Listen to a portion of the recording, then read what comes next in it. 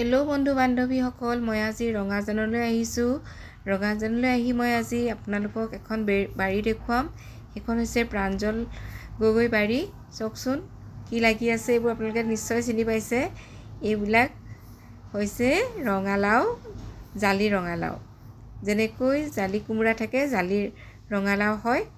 দেখি বৰ ভাল লাগিছে। এখেত এজন ভাল খেতিয়ক, সকলো ধৰণৰ খেতি কৰে। এখেতৰ বাৰীত আপুনি ভাতকেৰেলা পাব, জিকা পাব, কেৰেলা পাব, সকলোখিনিয়ে আছে। নেমু গছ আছে। মই দেখুৱাম মোৰ পিছৰ ভিডিঅ'টোত আপোনালোকক বাকীখিনি বস্তু দেখাম। এতিয়া মোৰ বেছিকৈ আকৰ্ষিত কৰিছে এই ৰঙালাওখিনিয়ে। সঁচাকৈ ৰঙালাওখিনি দেখি বহুত ভাল লাগিছে, খাবলৈ মন গৈছে। ৰাজহাঁহ আৰু ৰঙালাও আৰু পথাৰত ধুনীয়াকৈ ৰোৱনীৰ লগত পথাৰত বহি খাব মন গৈছে। কিন্তু আমাৰ ইমানকণ ভাগ্য নাই, কাৰণ আমাৰ মাটি নাই ধান লগাব পৰাকৈ। যদি মোৰ ভিডিঅ'টো ভাল পায় লাইক কৰিব, কমেণ্ট কৰিব, শ্বেয়াৰ কৰিব।